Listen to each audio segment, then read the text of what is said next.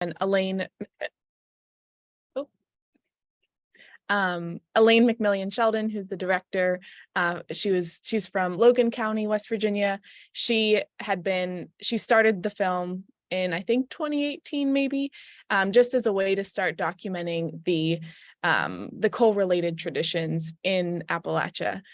So those were things like a coal drop on New Year's Eve, where this big piece of coal falls from whatever it is that it's hanging from, and things like football teams who touch a piece of coal before they go on to play on the football field. So they're all different sorts of coal-related traditions that she felt hadn't been documented yet. And as the coal industry goes through ups and downs and is seeing a decline overall, she wanted to kind of capture those traditions before they were gone. So she started off filming a more traditional documentary in that sense of kind of just documenting these traditions, and over the progress of the film started to take a more creative approach. And that's kind of when I jumped in, because she also wanted to not only highlight this history of coal, but also the future of what is to come now and after. And that involves a lot of different creative things that are happening throughout the region. And I came on to kind of help document the non-coal related traditions. So those were things like mushroom foraging, which we have the president. Are you the president? No, okay. We have a representative of the West Virginia Mushroom Club here. We documented things like trout fishing and the tree planting at the Nature Conservancy down in Davis, protecting water sources, and things like a rising Appalachian. It's called Rising Appalachian Warriors. It's a camp for kids to kind of in Athens, Ohio area to kind of show different ways of connecting with the land and the resources around us. So we started documenting those non-coal related traditions as well, and in kind of a creative tapestry of sorts, molded them all together into King Coal, which kind of traces the history of the influence of coal in the region, and also through the lens of the main character, which is a young girl, shows kind of what the future of the region could look like in many different ways.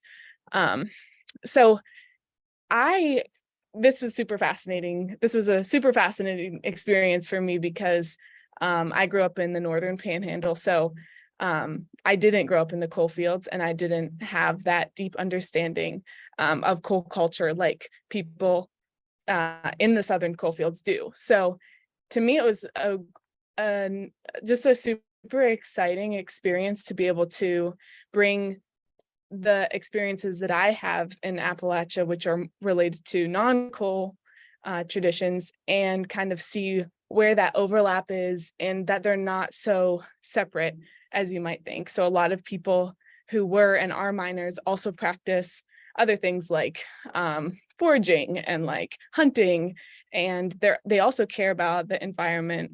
And there's a lot of overlap that I think sometimes is missed because of the political divisiveness of related to the topic of coal.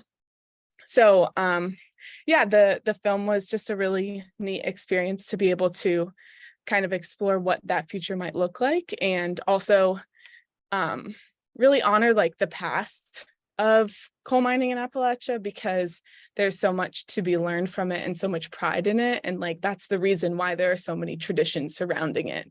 It wasn't just this industry that came and is now going. It's a sense of identity and a sense of pride. And that was, I think, a big purpose for Elaine in starting the film, because she's from a family of miners and has really grown up in this environment of, being proud of that identity. And so whenever you take away that identity, it's kind of asking the question of like, what's left? And fortunately, there's a lot here still, but it's just a matter of recognizing the resources that we have apart from coal. And a big part of that is just our human resources and the imagination and creativity that comes with that. So yeah, I think for me, it was just working on the film. We were exposed to a lot of different ways of life in Appalachia and different traditions that are out there. And I think the goal of the film wasn't to like present a solution for the future of what it looks like when King Cole is gone, but rather to just recognize like this process of grief and transition due to a loss of identity, and also a rediscovery of what our identity has always been and can be. It's a hybrid documentary, so there's a lot of like poetry and fiction. There's some fiction in it.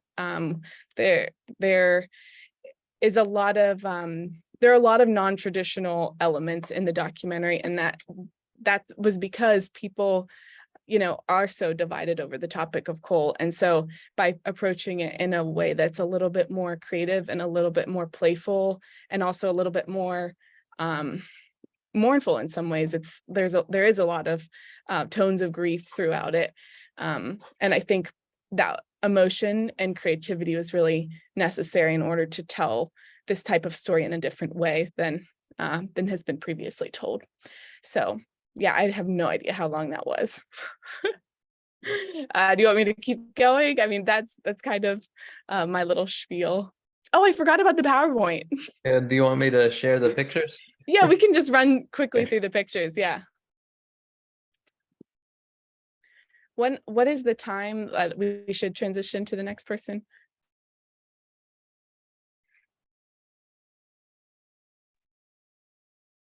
You're good for about another 2 or 3 minutes, Clara. Okay, perfect. We can just run through the pictures real quick.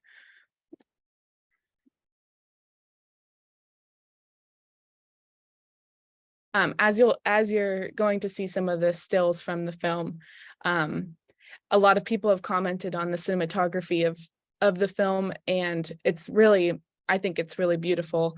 And Curran Sheldon, who's also from West Virginia, and Elaine's husband, he documented all of that, most of that, and Elaine also worked on that too. But yeah, the images are just really stunning, and I think part of that is a big part of that is the person who captured them, but also like I've noticed people just commenting on the beauty of it all. And to me, that's just a really it's a neat thing to be able to hear that because we've screened this in so many different places, and they're saying like, wow, it's so beautiful. Wow, it's so beautiful.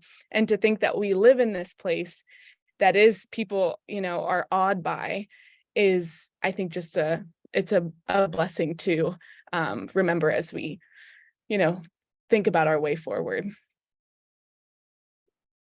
Does it say loading on your end? I can see it from where I am. Oh, I can't see Lindsay it. said it says loading on her end too, though. Okay. Anybody else can see it or not? No. Well, you can just watch the film. They're just screenshots from it, just to kind of give like an idea of what it looks like. But if you live in Appalachia, just look around, and that's really what it looks like, because it was filmed all around, and you know, it's just very representative of the places that we live in. Is it more visible when I don't put it in slideshow mode? I can see that now. Yeah. Yeah, I can see it. If you want to start at the top, maybe, and we can just real quick breeze through it. You can go to the next one. You can just scroll through it just so people see. Those are our two main characters, Lainey and Gabby. They were both little girls from West Virginia who were Elaine and Molly, the co-producer, found them at dance studios, and they were not trained actresses, but we kind of cast them in this role, and it was a really cool experience. You can go to the next one. This is at a nature conservancy, tree planting. Mushrooms from the mushroom foray. And the next one. What are those? What kind of mushrooms are those?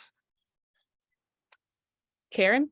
You're gonna put me on the Sorry to spot. put you on the spot. I'm gonna say a kind of hygrospy, but we got Nancy here. Throw it in the chat. In this photo, there's a guy dressed as a miner, and his name is Fred Powers, and he had passed away, I think maybe even before the film was finished. So this scene was filmed a couple years ago, but I think that's kind of a good example of he comes to a classroom of kids and is kind of describing to them what it's like to be down in the mine, and they sing a song together. And I think that's a good example of just like the transition point we're in right now, because a lot of people who hold these stories and hold these traditions and memories are passing away. So it's an important time to kind of look back and honor these people and traditions. And dance was a big part of the film, and like I said, creativity in telling the story. And then the final picture is just I think that's down at the new. But yeah, thanks for having us. I hope everyone enjoys it on Saturday.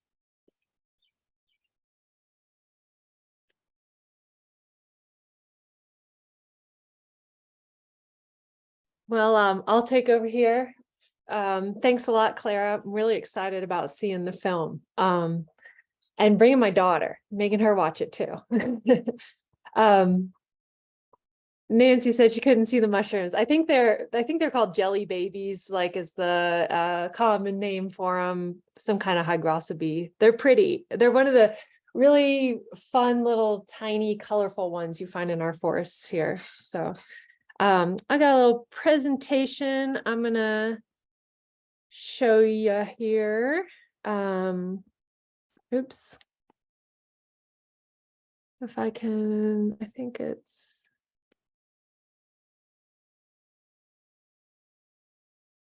There we go. So my name is Karen Melns. I'm an officer in the West Virginia Mushroom Club. There's I think 8 of us officers currently. We kind of decided that we're not going to give anybody titles, so it's a mycelial network. We all work together. We just found that our skill sets overlapped in ways that didn't fit the traditional titles. So we do call Kay our president.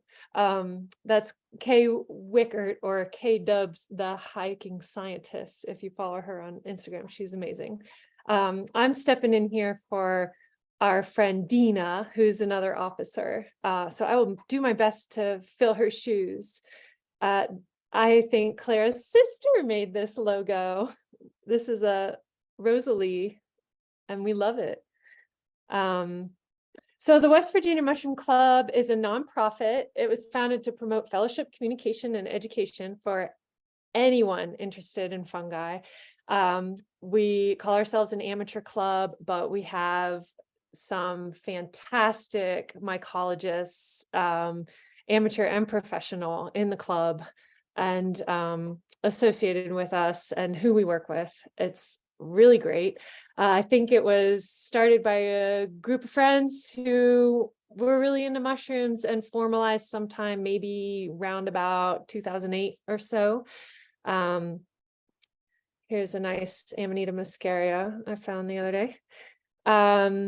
So I'll talk a little bit about what we do, and then I'll tell you why we're doing this thing with King Cole. And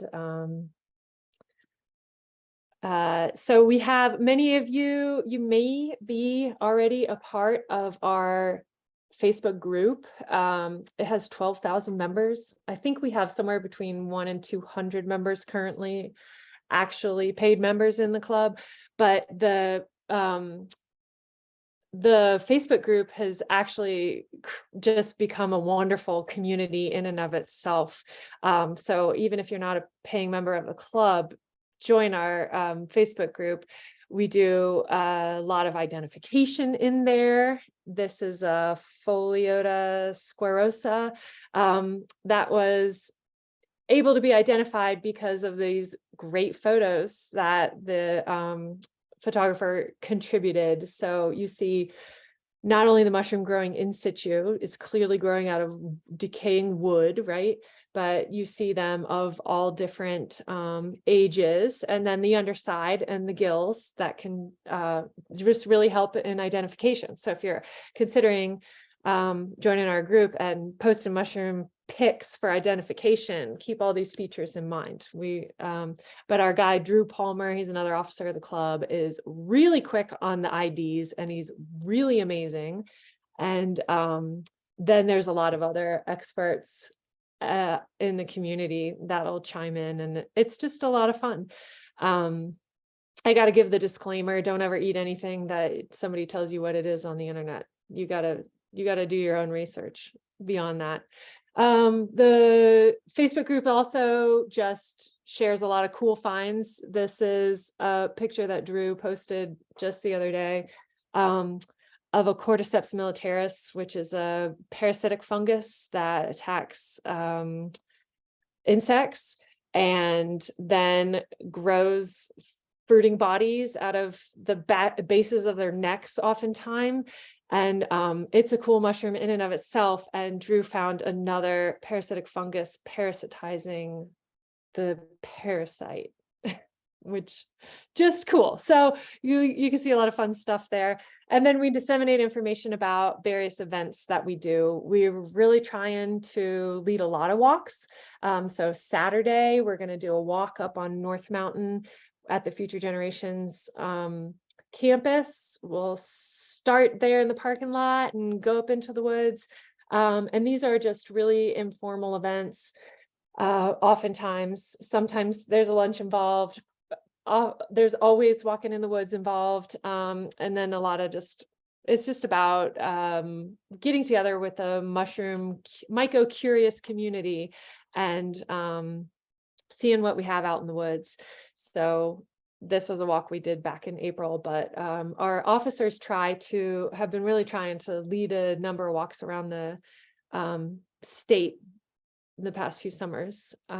So follow the group for information. And then we put on a big annual foray. It's definitely our main event, and what the majority of our efforts go towards. This is just a collection of pictures from a number of different forays from the past. This last year, we've had the last few at Blackwater Falls State Park. We've used conference room in the lodge, and we go out into the woods from there. And this past year, we had 250 people. So it's a lot of fun. It always involves walking in the woods. We like to really practice conservation. We're not going into the woods to collect as many mushrooms as we can possibly find, every single specimen. The idea is to collect a nice a sampling of maybe one or a collection of good specimens of a species to bring back for identification and for the databases. So here's a picture, all the little teeny mushrooms, and then we bring them back, we have a bunch of experts identify them. And we do these table talks. They're my favorite part of the foray, even though there's a lot of fun parts, where we have our various mycologists just pick out their favorite finds and the most interesting ones and teach us what they know. And that room gets nice and smelly when it's all full of decaying mushrooms. And we have lectures. Here's Django Grootmeyers and Bill Ewell. The lectures range from really heady, deep scientific lectures to lectures that make you think about how mushrooms are related to our own social structures and economy. Like Bill Ewell's great at those. So they're really for everyone. It's a lot of fun. We do workshops. Here's Max from Backbone Farm doing shiitake log cultivation workshop. We do mushroom tastings, Whitegrass Cafe in Canaan Valley from the ski resort, I guess you call it, the Whitegrass ski area, does a fantastic catered mushroom tasting, and the officers and friends spend the summer collecting wild harvested mushrooms enough to share with 250 people. It's a big task, but it's a lot of fun, and we get a lot of great people contributing to it. And so that we can have a fantastic mushroom tasting at the 4A. And then we have our experts. If you own a mushroom guide from the region or really from North America, it's photos. And they've all come to our 4A and partake and shared their knowledge and skills, and really just fantastic people. And this is just some of them. I just grabbed a bunch of quick photos. So there's me fangirling hard with Bill Ewell, you know, and I got books by everyone else on this page. It's really fun. And then I joined the Mushroom Club for the mushrooms and stayed for the people. It's just a fantastic community of people of all ages, all walks of life, all backgrounds, everyone with an interest in conservation and fungus. So the 4As are a lot of fun. And then our club also, you know, we're into the science too. So we participate in iNaturalist projects, which is really kind of a citizen science database of species diversity. And it's iNaturalist is an app. I don't know if y'all are familiar with it, but it's an app where you can catalog your finds if you're willing to take pictures and document what you see or notice. And you can upload it into the app. It's also, you can go into iNaturalist and be part of the Myco Blitzes, which is like a whole North American 4A, if you will. It's an online 4A where you are just contributing to the database of fungal diversity, which is really cool. And Myco Blitz will also take specimens to do DNA sequencing. Our club has also raised money this year and paid for a good amount of DNA sequencing, which is really changing the mycological world these days. Everything we thought we knew about mushrooms, not everything, but a lot of it's being blown out of the water. The taxonomy is completely rearranging because of what we're finding out from their DNA. So the DNA sequencing is important, but it's kind of costly. Somebody has to pay for it, more or less. So our club likes to contribute to that.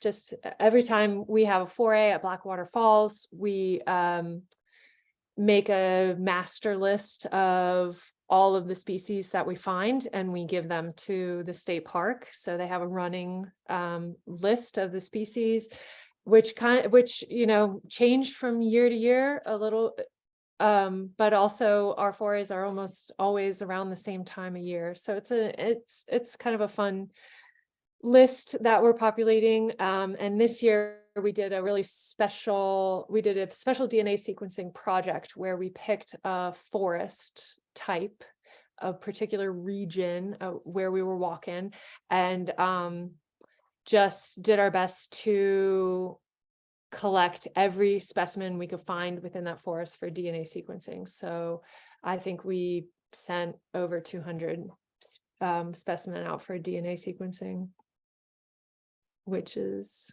cool. So we hope that you'll consider joining our club. It's $25 a person or $35 for a family for the year. And you can be a part of science. So mushrooms in Appalachia. So I'm stepping in for Dina. Dina is our connection to the king coal producers. She was approached and asked if they could come shoot some footage at our 4A last year, 2022 4A. to just get some footage of people collecting mushrooms in our forests in Appalachia. And so everyone's probably familiar with the morel. It's definitely the most popular edible, goes by a bunch of different weird names. I don't know if you know of any other ones that you love to use. You can drop them in the chat. It's fun to hear what people call their different weird mushrooms. But mushroom foraging really is an Appalachian tradition. And this is pretty much because, as we know, the people who settled here in the last few hundred years were really a melting pot of different cultures from Europe. And they kind of had no choice but to live off of the land. So they adapted a lot of native skills, or learned a lot of native skills as far as foraging goes. I haven't found a whole lot of literature on the native people here and how they consumed mushrooms. I've read a little bit about puffballs and chicken of the woods, but we do know that the European Appalachians brought a lot of their European traditions over with them. And morels are huge in Europe, and as are boletes. And so a lot of those traditions and skills came with the people and were used for survival. So I would like to, I'd like you to think about how mushrooms can be used in Appalachia for the future, beyond science and what we can learn about the taxonomy by collecting species, or about their evolutionary history by collecting species and sequencing them. But if you look at the climate projections for the area in the next 40 years, it's expected to get warmer and wetter, which the fungus love.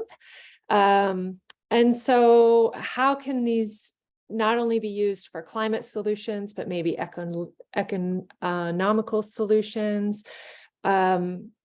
From my understanding, mushrooms are a lot more sustainable to forage than a lot of our woodland botanicals that can get easily over harvested. The way a mushroom grows, a good 90% or more of its body is essentially underground or throughout the log in its mycelial structure, and the mushroom that pops out is more or less just the fruiting body.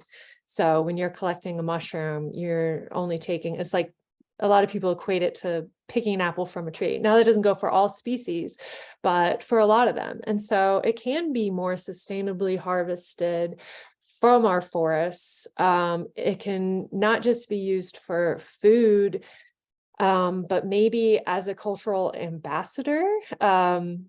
If Appalachian, like, mushrooms are wildly popular these days and growing in popularity, and Appalachian cuisine and culture is kind of getting trendy. And so how can these things be used as outreach to spread some of the Appalachian culture and the importance of it?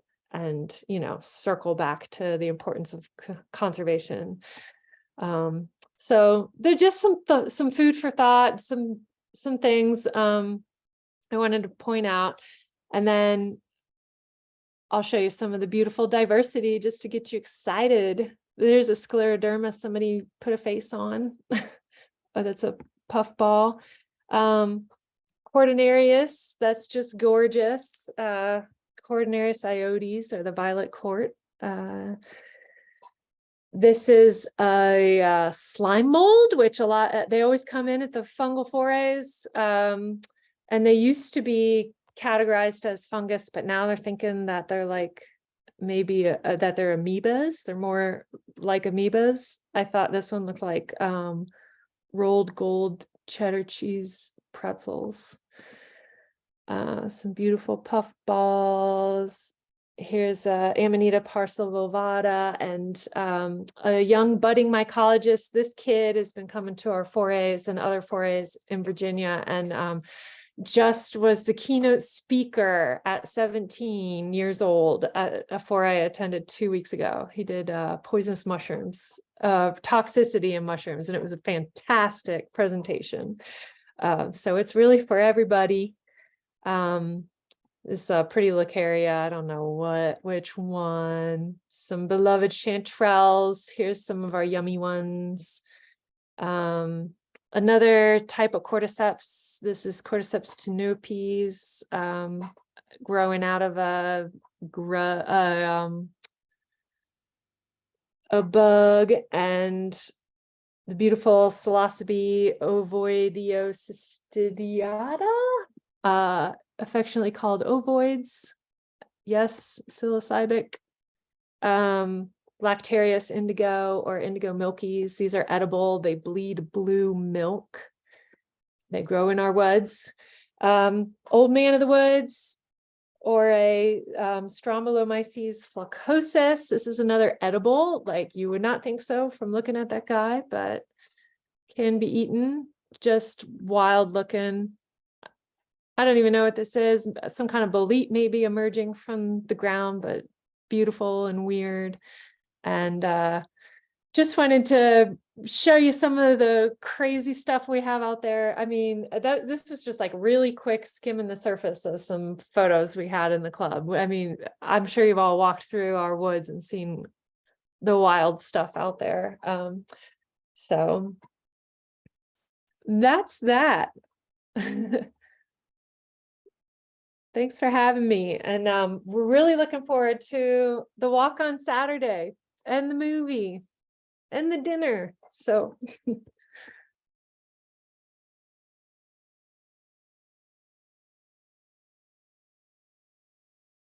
is that Mac you to start? I guess. Okay. Like I said before, my name's Forrest Dolan. I'm from Boone County, West Virginia. I tell you, I can't believe how much I relate to the panel here. Like Clara said that the main director from the movie is from Logan County. Well, I mean, I can walk to Logan County if I absolutely have to. And then Karen with her mushrooms, I happen to have a set of shiitake logs in my yard right now, and I'm actually trying to put together a perennial food forest that is based on a fungal base instead of a bacterial base to help with the perennial bushes and trees. So, like, I feel like I'm at home here with everybody. I do basically community and economic development through my organization, Dig In. We're on technically our fourth fiscal year, but our third year actually doing anything. I took kind of a year to get things pulled together and get funding lined out before we jumped into anything. We run a community garden. We're putting the last finishing touches on our agriculture education center. We've got a small little website. It's digineat.org, and I've just started putting together some YouTube videos of some different education stuff that we're doing here at the education center. I'm also running 2 other projects. Grow Your Own Future is a project between Canals and Boone County. Essentially, we've taken 2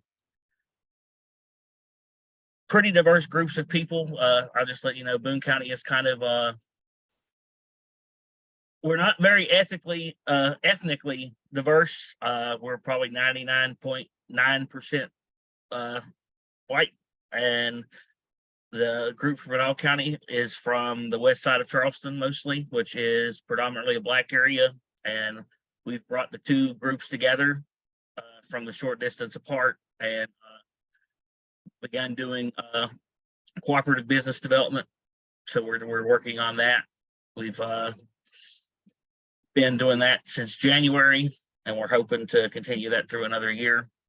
And then I'm also working to start a new for-profit business, doing both a bee supply store, and we're going to build up to do honey sales and local craft sales. And then we're trying to do beekeeping services kind, balancing that out, and trying to work a program between for-profit and nonprofit to give people the opportunity to break through some of the financial barriers and educational barriers that prevent people that want to get into beekeeping, but don't have necessarily those skills, knowledge, or means financially to do that. I mean, I think that's kind of a short version. I'm directly engrossed in the coal economy here. I mean, I think Boone is probably one of the few counties in the state that used to produce more coal. I mean, we were the capital of coal for, I guess, probably the first 20, well, at least the first 15 years. Everything is heavy in coal here. We have the West Virginia Coal Festival right here, 8 miles from where I live in the town of Madison. We have a coal museum. It's not a lot to look at, but it does exist. And there are a number of activities that are both coal traditional and non-traditional, and I don't want to speak negatively of anything, but like we've got a lot to do. There is a lot of grief involved in the development of how things have gone with the economy and how we are transitioning away from coal for most energy use. I mean, it's definitely not dead, but I'll tell you, my grandfather was a coal miner. He retired from coal from Westmoreland. My father worked in coal for, I would say, probably about 10 years when I was growing up as a mechanic, and my older brother is a diesel mechanic who got his start working on machinery for coal companies. I mean, Massey Energy put him through to get all his certifications for all that. Now he's since transitioned away from working directly for coal, even though the company he works for that does maintenance and repairs and hydraulics for a lot of different backgrounds, but coal is one of their main contracts too. So I'm steeped in it. At one point, I even had a underground red hat miner's card and wanted to do that for a little while. I never had real aspirations of doing it long, but I'll be honest with you, it's when you look at it and you look at the ability to roll out of high school at 18 and be able to take a job where you're making 4 or 5 times what you would make anywhere else doing anything else, it's very tempting. And I don't see anything wrong with miners doing that. I mean, I have a love-hate relationship with coal. I do hate some of the lack of consideration that the community gets. I do hate when companies don't do what they're supposed to do. I do hate that our government doesn't do better about making this more about the public and less about profits. But I do recognize that we wouldn't be where we're at here if it wasn't for coal, and it's definitely a give and take with everything. And as far as with our community, I hope that like Clara said, that there are different futures available coming here. Slow change. It's hard to make progress. A lot of our government here, particularly in West Virginia, has aimed all of its structures towards coal being the only real thing, and we're trying to slowly develop outside of that. Like, I'll be honest with you, I was this week at a place called Appalachian Botanicals. It's a lavender farm here in Boone County, where this group of people have come together and managed to work with landowners, Penn, Virginia, and a couple coal companies that had permits, and then all of the West Virginia government that's got their hands in everything to put in a huge lavender farm where they provide jobs to a large number of people and are actually like in the top 5 lavender producers in the entire country. And it's a really beautiful thing to have here because it is a new opportunity that we wouldn't have had otherwise, and it takes a lot of juggling and organizing and putting things together to make something like that happen here because of the governmental red tape. And I'm hoping that continues, and then I'm hoping that this new beekeeping business that we're putting together can maybe aspire to be something that big someday, because we do have the natural resources. We've got the right weather. We've got the huge amount of natural area around. Even if we don't own it, they can't really keep our bees from pulling nectar off of it. Or I guess they could try, but we'll put it this way: they don't really care. Not enough money in it for the people that own those lands. But we are pushing ahead and trying new things, and hopefully we can make some progress and share what we know and share what we learn with other people, so that progress isn't just in small places. I guess with that, I'll hand things off to Joey. Thank you, Forrest. Thank you. So I'm cleaning up here. I just think these were 3 great presentations already. So I don't have a whole lot to add. Do have a slideshow that I'm gonna share, and I'll probably run through pretty quickly because I think a lot has been covered. So the question that I'm supposed to answer is program director of the Appalachian Program, sort of why are we doing this, right? Everyone here is speaking to sort of explain different rich facets of the relationship that Appalachia has to the coal industry, and how we are going to be moving beyond that, right? King Coal is a great film to talk about it. Why are we the ones doing that here in the Appalachian Program? So what's King Coal about?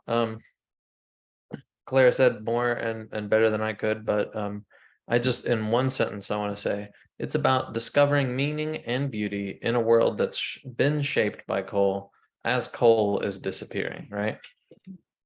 So the short answer to the question, why are we at the Appalachian Program helping to sponsor this film and making sure it comes to the Warner in Franklin this Saturday, is because we all know, this has been the theme of the night, the coal industry created not just an economy, but a culture. King Coal shows Appalachian communities in the time of transition away from that coal, and I think hints pretty noticeably at the possibilities of the forest, right? And that's really what we do at Future Generations. We use agroforestry as a crucial tool in this economic transition and cultural transition away from coal, and there's lots of reasons why, as I'll get into. So who are we, right? To get to the long answer instead of just the short answer, right? I gotta say kind of who we are. And we are a university, Pendleton County. We engage in research, learning, and action towards inclusive and sustainable community change worldwide, right? We want to be educating people like Forrest, who's doing what Forrest is doing, right? Changing his community for the better. Within the university, we have the Appalachian Program, which works to create regional networks of action, learning, and experimentation, right? So we are trying to live out and assist communities and accompany folks as they go through this journey of creating more sustainable communities. And we do that mostly looking at agroforestry, really broadly considered, right? Absolutely including mushrooms, absolutely including maple syrup, including a lot more too. And we do that engagement sort of in a traditional way, like any sort of research university does, through research and then through learning, right? We educate the community in lots of ways.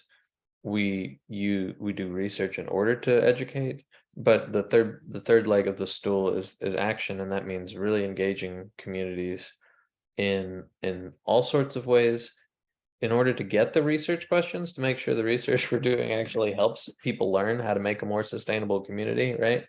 To get feedback, to make sure that we close the loop, close the circle, and can learn more. And that's much more can be said if y'all have questions during question and answer, but that's the dime tour of the Appalachian program. So why are we doing agroforestry in this region, right? I think the big picture is that we look to the forest as one crucial element, not it can't all lean on the forest, but one crucial element in this economic and cultural transition away from coal. Just because, I mean, we have just amazing forests, right? Here's a map on the left of your screen, put out by the Appalachian Regional Commission based on MSHA data. The eastern seaboard or whatever is in gray. The white region is considered the Appalachian region by the ARC. The counties that are blue, red, and yellow are the coal producing counties. It's more than half, right? It looks like more than half, but it's not the whole region, right? On the right is a map from I think it's the Nature Conservancy that shows sort of the same neck of the woods, same part of the country, shows the biodiversity hotspots, right? It's kind of the same place, right?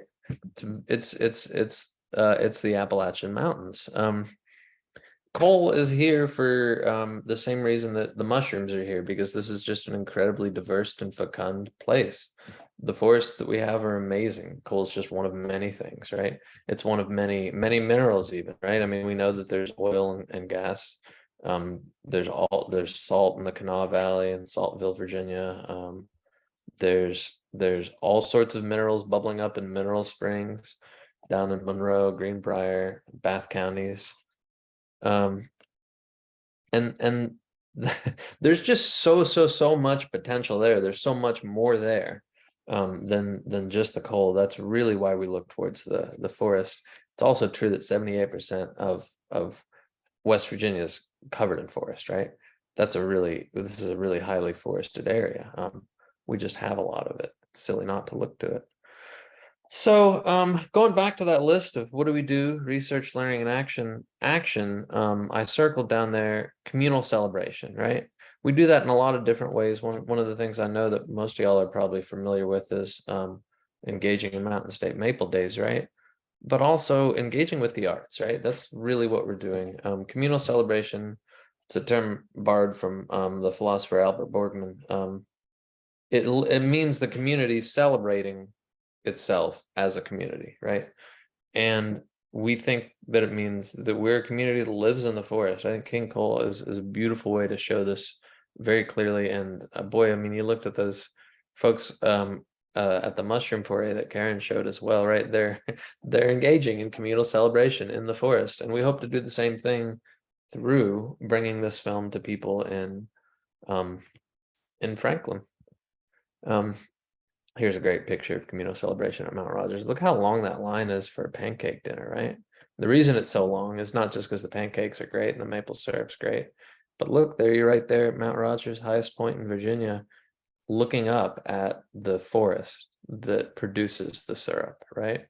That's what makes it worth for all these people to come miles and miles and miles to that place. That's the gist of it. We do have plenty of time for questions, and I haven't seen anything pop up in the Q&A, but ask them, ask me, ask Karen, Clara, ask Forrest. And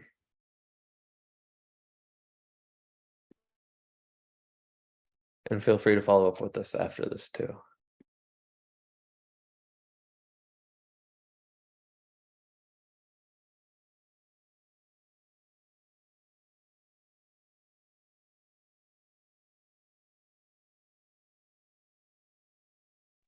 Thank you, Joe.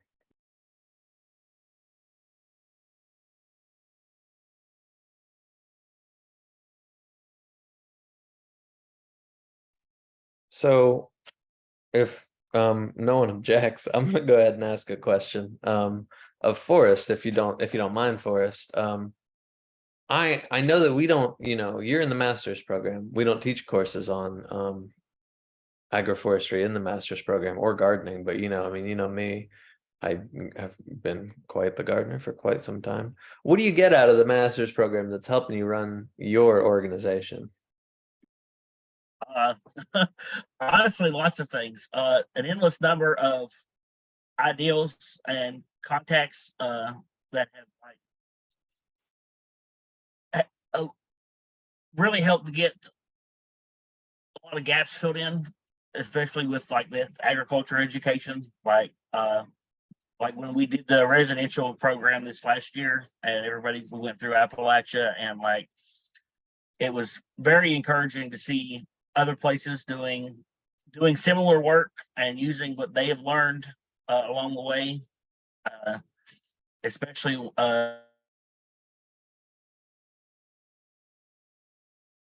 doing similar work in vastly different regions. I mean, we had people from Haiti and down in Africa and over in Nepal, and it was good to see that both the technical and social aspects were issues for everyone. And honestly, a lot of the way I organize things are a lot different than when I started, and the way honestly C-Scale has just massively changed my thought process of, instead of me trying to identify the things that I think the community needs, it's definitely a better approach to let the community identify those things and see what I might be able to help with.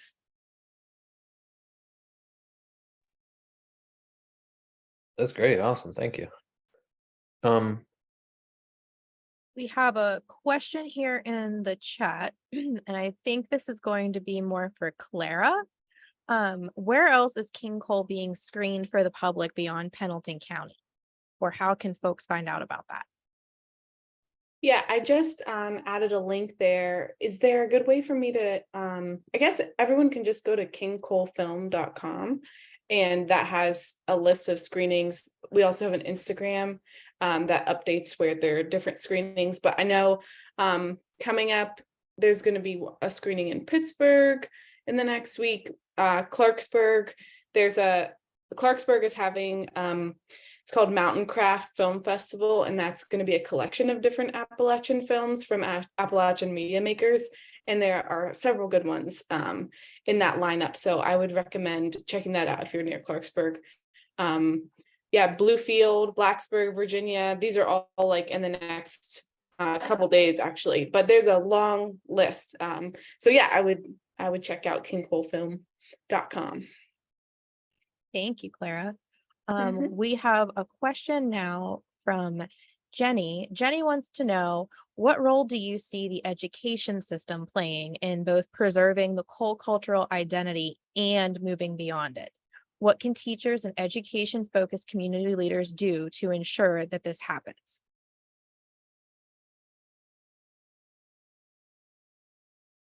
That question for me? I think it's probably for all of us, but you should start it, Clara. Okay. Yeah, I'm very curious what you guys would have to say about that. I mean, I see it I see it as a huge important part of, the integrating this culture and these traditions into education. I think that's a huge part of it. And I think that's one of the reasons we chose two younger girls to be the main characters of the film, because it really is the future is in the youth's hands. And I think by them understanding this past and this context that we're living in, it will allow us to, make smart decisions moving forward and creative decisions. I know that specifically in relation to King Coal, we have a package that you can we can send you, or you can email us and get that. But there's an education package, so it has study guides and discussion questions, and obviously you would screen the film in your classroom and stuff. But I think beyond that, I think just incorporating it into most 8th graders in West Virginia take a West Virginia history class. So I think this is, you know, these current events are really integral into understanding our present day, our current and past events. So I think in whatever way we can, incorporating this into curriculum is really valuable. And curriculum outside of West Virginia too, into its neighboring states. Totally, yeah. And one more thing I will say, like, there are a lot of young people in Appalachia, in the region, who are still participating in these like whole traditions, but maybe might not have like the context of why they're doing these rituals and why they're touching this big piece of coal before they step on the football field, you know. And I think yeah, just putting some of those things in context, and also you know, honoring that past, but making sure that we don't get stuck in that. But yeah, we just go through the motions as kids growing up here, and it's hard to make sense of things, especially as we see like an economy in decline and like structures falling down and mines being closed. And, you know, there's just a lot of things to make sense of, and to have educators guiding kids through that process, I think is really important.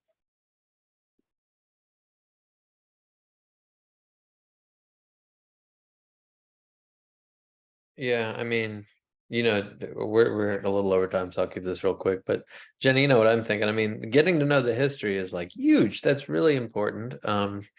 Like Clara said, it makes these opaque traditions become transparent. But getting both to learn about and to get a chance to practice some of these opportunities, the future opportunities that we've all been talking about, whether it's gardening or mushrooming or learning how to tap a tree or any of this, right? I mean, I didn't learn any of that in school, right? I think everything that I learned in school was more or less trying to guide me onto some sort of a career path, right? Either right after school, right after high school, or like push you to college and then you get the career there. And I I think that's crucial, right? You don't want people to be unemployed, but it's a lot easier to just find your own niche and make your own thing happen if you have a rich and robust understanding of who you are, where you are, who your people are, and all that. We need a lot more of that. Can I throw something on there, Joey, real quick? Oh yeah. To kind of run off of the last part you said there, I think the greatest transition that we need to make, and it's going to involve the education system, and kind of has started to do that, is in southern coal fields. We've been taught that our job as good citizens is to go out and work for other people, that the average person is not qualified to do anything of their own, that the only way they are going to survive and get by is to work for someone else and build someone else's dreams. And that is something that is probably the greatest lie we've ever been sold in my part of the state. My own father, I grew up being told, no, you can't do that. The business is too hard. It's too complicated. There's too many things to deal with. And then blame everybody. But I mean, that's just not true. I mean, it's obvious when you get outside of that box of thinking. And I think that needs to be the first transition, is that we are capable of directing ourselves. Absolutely. I mean, Karen mentioned, that's the culture, right? That's the history and culture of people doing what they had to do to survive, right? It was definitely people doing it on their own. They weren't working for anybody else. There wasn't anybody here to work for until coal came around, right? So I have a question for the group. As someone who grew up in a coal community, I was born and raised in southwestern Pennsylvania, and we've seen many industries come and go, like the steel industry, the coal industry, and then most recently there has been the gas and oil industry. And as someone who has grown up in a community that has constantly relied on one of those industries coming and saving them from the next fallout, what advice do you have for community members who want to get started in shifting the focus in another direction, like looking into agroforestry as a way forward?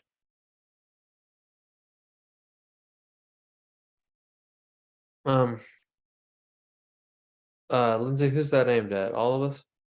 Yeah, probably mainly you, Joey, Okay. but anybody can chime in. Yeah. I mean, I think the first thing that I think coal, steel, fracking, right? These are all huge, right? Timbering was huge in different parts of Appalachia. Everything that came before those industries was not really that huge, right? It was like small families on small farms for the most part, right? And that's what worked, and it worked for a very long time. And there's no reason that smaller smaller industries can't work. So that's the first thing, is make sure that you're having a clearer mindset about what needs to come in. If you're trying to build an industry from scratch that's as big as any of those others, right, you're going to be out of luck. At least if you're any of us in the room, right, we don't have the capital to do it, right? We don't own machines of that scale. So that's the first step, is take a step back and look at what's an appropriate scale for you, your family, your community, your neighborhood. And like Forrest was saying, make sure you're asking those questions about, like, what does the community actually need, instead of what do I think it needs.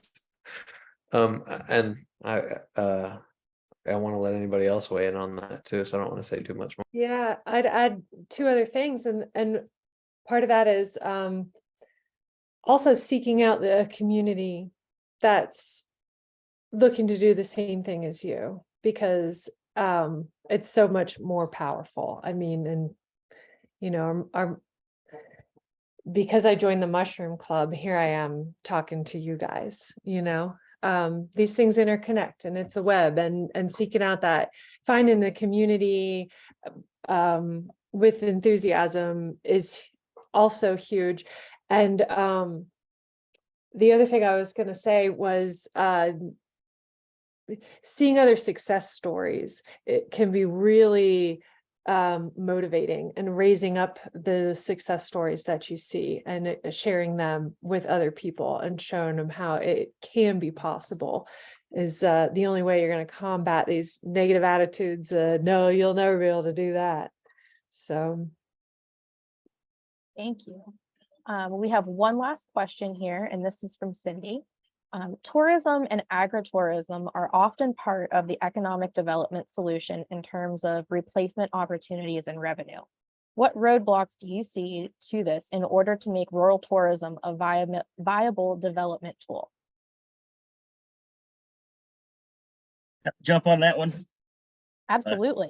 We've actually been dealing with a little bit of helping with a project from doing the state is soon to be creating a wildlife management area here in Boone, and we've been doing some discussions with them, and through an economic development project. But just my knowledge of land access, in my region there is no land access. So there is land companies, there is very little public lands, and private ownership is less than, I think, 15% outside of the land companies.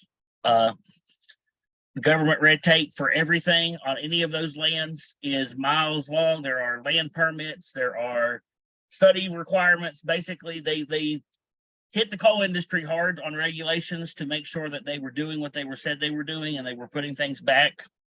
And the problem is when they created those, the endless amount of red tape that still exists, even if you're not doing coal.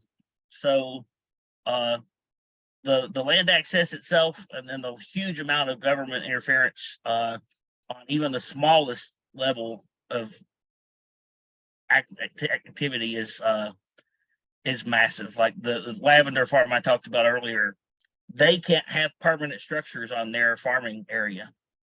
They can't even own a greenhouse on their place. They have no running water.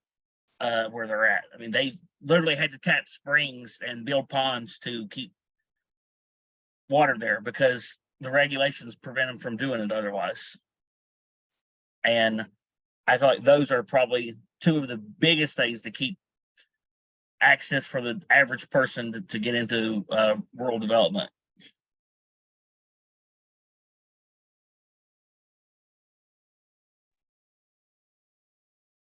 Thanks, Forrest. Anyone else want to chime in? Just real quick, that there are like the physical barriers of the mountains and the dispersal of our population in this area too. The tourism can be hard if you have a very small population or a hard to access spot. And I think that's part of what has sort of kept some of that back in this region. Yeah, I mean, I've thought about this a lot, Cindy, as I'm sure. I really think that just like I was saying in my answer to Lindsay's question about some of those larger industries, extractive industries, if we're going to be promoting tourism in Appalachia, right? We should be setting the bar in different places, not higher, not lower, just somewhere different than is the case for like a lot of traditional tourist endeavors, right? Especially if we're talking about agritourism, and if we're saying that the agritourism that can happen in the mountains, in the forest, is going to be tied to forest products, right? You just can't, I mean, you can't scale up wild mushrooming in the way that you can scale up Dollywood, right? Or Myrtle Beach or something like that, right? That's totally the wrong model to be thinking about it, right? Now, instead, what you can do is you can go from, 5 producers or however many, 7 producers, the first year participating in Mountain State Maple Days to get to 30 to 50, to 80, right? You can have somebody in every holler participating in that sort of an event, because they're just doing it out of their own sugar shack or whatever, right? And that's so it's more about building community, building connections between folks, and being able to act sort of in solidarity with each other than it is scaling up in the way that you would for those other industries. So I think, I mean, first, that's the way we do it, right? You have to be very conscious of what's of your region. And you also have to, like, those mountains and dispersed population that Karen's talking about is somewhat of an obstacle. That's actually what people will come here to see, right? That's what makes us worth looking at compared to somewhere else. We're not we shouldn't be trying to attract the same tourists who are trying to get to Six Flags, right? Nothing wrong with Six Flags. Go to Six Flags if you want, but we should be having a very different experience, right? I mean, I'm thinking, part of what makes Bridge Day so amazing, Cindy, is that it takes place over the top of a national park, right? A wild and scenic river. That you don't have that anywhere else, right? Take advantage of those things. Yeah, and everything else I'd say would be just repeating what somebody else said. So I think I would just echo that, what you just said, Joey, just about being approaching tourism with caution, because we do have a pattern of just having extractive industries come in, leave. And I think the easy answer is to just latch on to a new industry. And I think a lot of people think that's tourism, and it can be part of it. But I just think that, that's the whole danger, is letting one thing be king. It's like relinquishing all of our power. And what you were saying, Forrest, of relinquishing this idea of that we are capable, we are the most powerful resources that we have, and relinquishing that to some idea of an industry that will save us. And I think it's awfully tempting, because there are dollars in the tourism industry right now. But I think just looking at our past to kind of bring in some caution to the next step.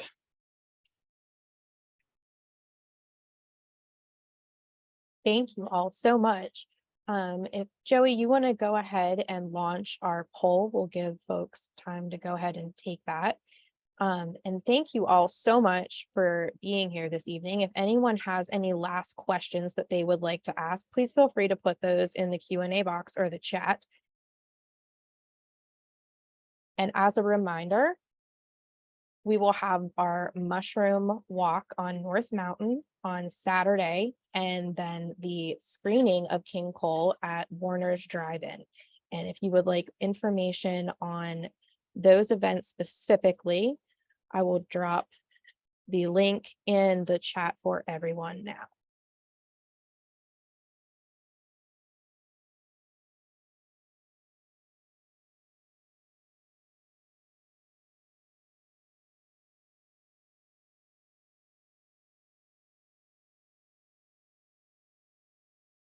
Well, I'm not seeing any other questions come in. So thank you all so much for being here this evening and talking to us about King Cole and what is happening in your own communities. We appreciate you, and it was an awesome conversation. Thanks, guys. Thank you. Thank you. Thank you for organizing this. We're looking forward to Saturday. I hope it doesn't rain too much, Karen. Yeah. Rain is good for mushrooms, but maybe not while we're walking. Just wear your raincoats, folks. Thank you. Thanks.